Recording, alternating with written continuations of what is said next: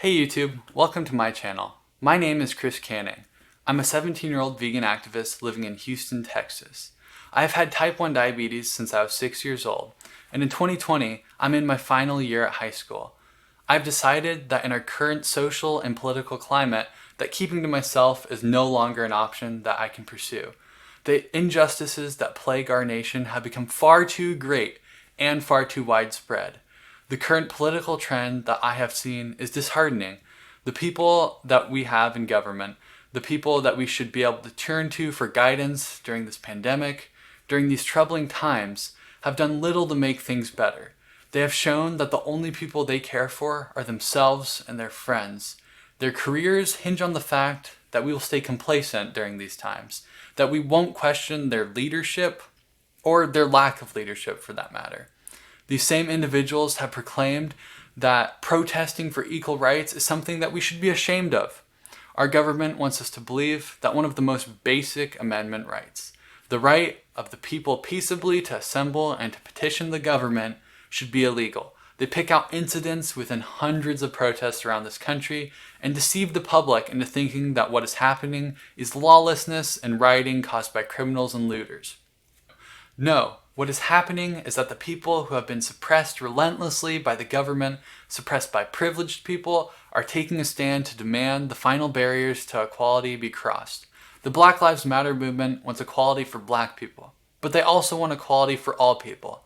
But it isn't enough to say that all lives matter. Sure, all lives do matter, but that statement doesn't bring justice to the centuries of suppression that has subjugated people of color in this country. We say Black Lives Matter because we are fed up with the idea that what has been done to help Black members of our community is enough. It isn't, but with movements such as these and the right of the people to protest and bring attention to their cause, we can make a change. I know, we will make a change.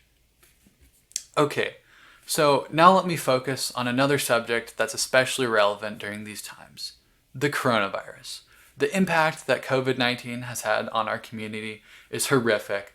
As of this recording, the United States has seen over 5 million cases with 175,000 deaths.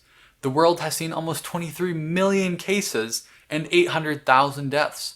Unlike what you may have heard from some of our leaders, the coronavirus isn't the flu, and it won't just disappear like a miracle. We will have to work on continuing social distancing and behaving responsibly for as long as we need to.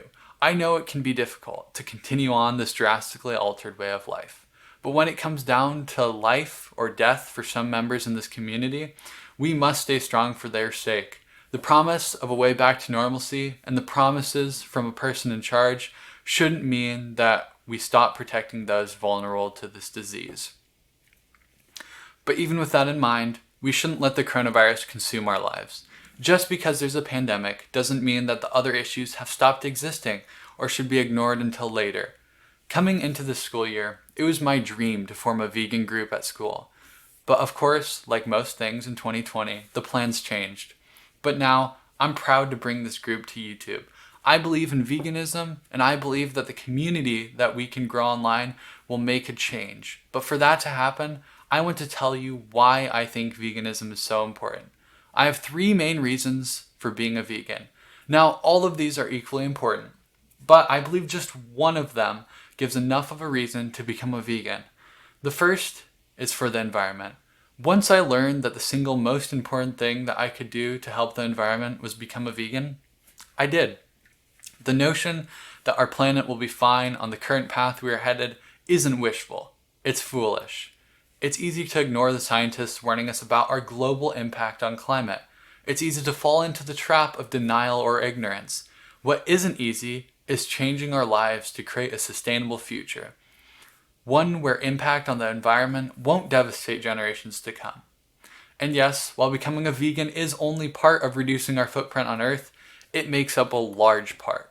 The emissions and environmental impacts of farming billions of animals around the world is taking a toll on our planet.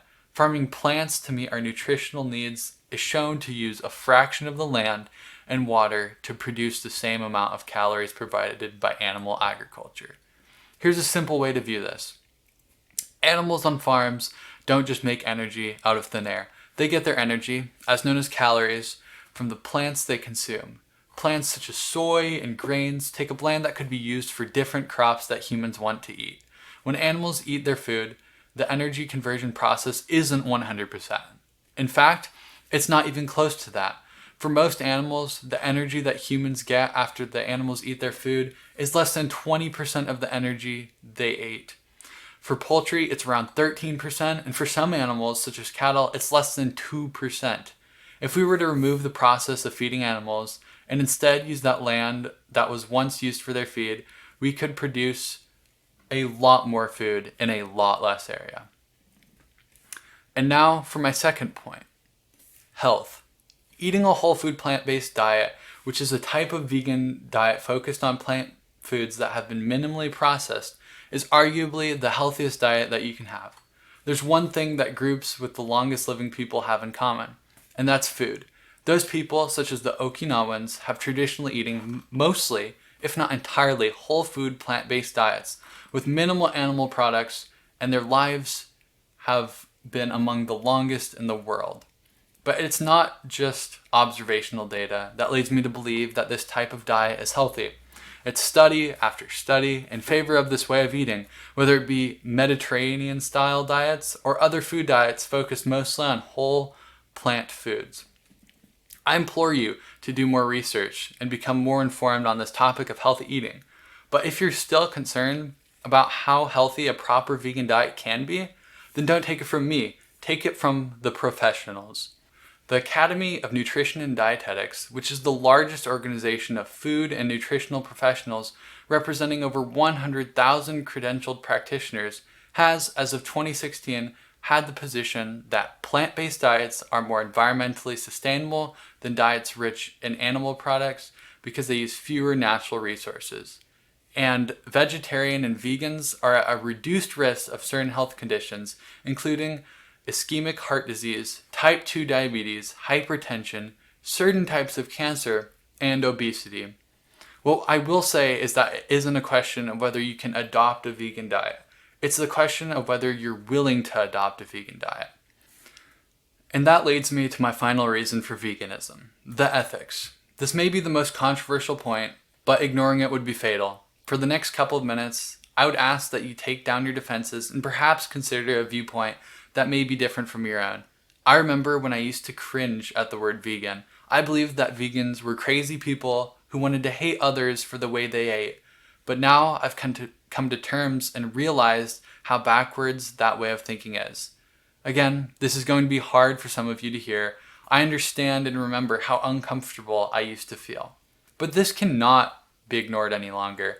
The current way that we treat animals is horrendous. It's inhumane and has brought out the worst in us. Billions upon billions of animals are locked up in cages, living their entire lives in dark and cramped areas, ridden with foul smells and polluted conditions. Chickens are forced to sit their entire life, all 42 days of it, going blind from the feces of other chickens and terrorized to no end, to finally be slaughtered for us to eat. And mind you, chickens would normally live 5 to 10 years. Male baby chicks are thrown into blenders after they're born, as it's more profitable to have female hens which will produce more eggs. Baby calves are torn from their mothers while their cries fall on deaf ears. Dairy cows are forcibly impregnated over and over so that they can continue producing milk. And once they reach the end of their prime milk producing years, they're slaughtered. Dairy cows, which would normally live to almost 20 years of age, are killed on average around 6 years. Pigs, commonly known for their exceptional intelligence, are herded into cages and killed after less than a year of life. An animal so sentient and aware that they are able to understand what is happening when they are brought to the slaughterhouse, where workers describe the challenges of killing them as they beg for their lives. It may be easy to think that because we are more intelligent than these animals that we farm, that it is entirely justified to kill them. At least that's what I used to believe. But for the last 3.5 years, I've realized that it isn't about comparing the worth of an entire animal to the intelligence of a human. We're not trading animal lives for human lives. We're trading animal lives for our own personal food desires.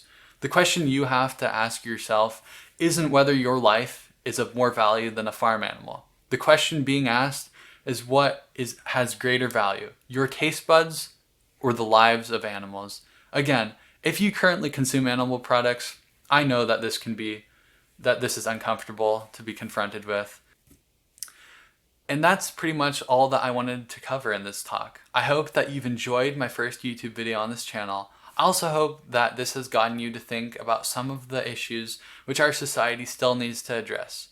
By creating this channel, I believe that we can create a community which spreads love and equality to the world.